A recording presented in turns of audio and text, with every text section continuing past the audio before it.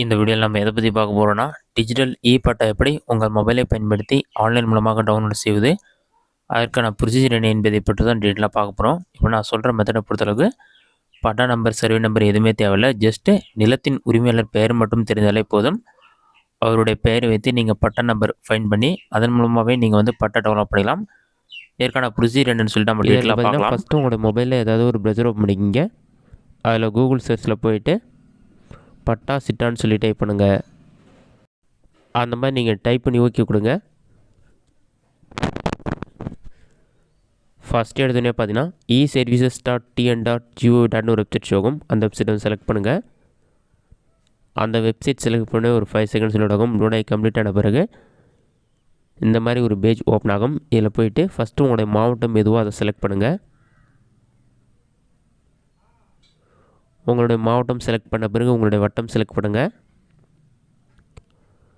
Next உங்களுடைய கிராமம் எதுவோ அதை வந்து செலக்ட் பண்ணுங்கள். கிராமம் செலக்ட் பண்ண பிறகு பட்டா சிட்டா விவரங்களை பார்வையிட இருக்கும். அதற்கு பட்டா எண், புல எண், பெயர் வாரியான தேடல் 3 ஆப்ஷன் இருக்கும்.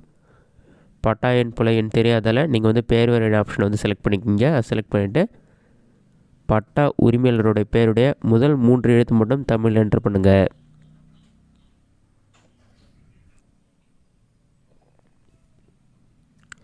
தமிழில் என்ட்ரு பண்ண பிறகு கேப்சா கூட கொடுத்துருப்பாங்க. அதை பார்த்து அப்படியே டைப் பண்ணுங்கள்.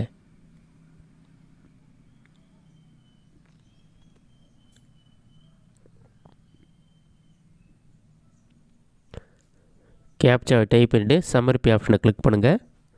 ஒரு 5 செகண்ட்ஸ் லோட் ஆகிட்டு நெக்ஸ்ட் பேஜில் வந்து நீங்கள் செலக்ட் பண்ண ஊரில் இருக்க அதே நேமில் யாரெல்லாம் இருக்காங்களோ அவங்களோட எல்லா பேருமே ஷோ ஆகும். அவங்களுடைய பேர் இருக்கும், அவங்களுடைய தந்தை பேரும் ஒரு சில பேருக்கு பக்கத்தில் இருக்கும். அது யார் பேருன்னு சொல்லிவிட்டு நீங்கள் பேர் ரீட் பண்ணி பாருங்கள். உங்களுடைய முழு பேர் என்னென்னு சொல்லி செக் பண்ணிவிட்டு இதில் டிக் பண்ணுற மாதிரி கொடுத்துருப்பாங்க. பட்டா நம்பர் இருக்கும், அதை வந்து டிக் பண்ணுங்கள். டிக் பண்ணிவிட்டு பாட்டமில் ஸ்க்ரோல் பண்ணுங்கள். கடைசியாக ஸ்க்ரோல் பண்ணினா கேப்சா கோட் மாதிரி கொடுத்துருப்பாங்க. அதை பார்த்து அப்படியே டைப் பண்ணுங்கள்.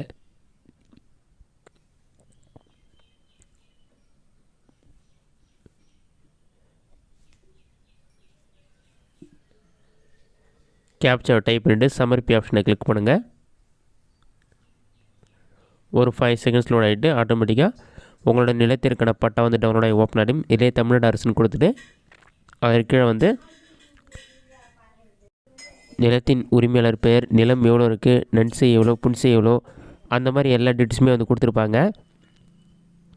அதற்கு கீழே பிரிண்ட்டுன்னு ஒரு ஆப்ஷன் இருக்கும். அந்த ஆப்ஷனை கிளிக் பண்ணுங்கள்.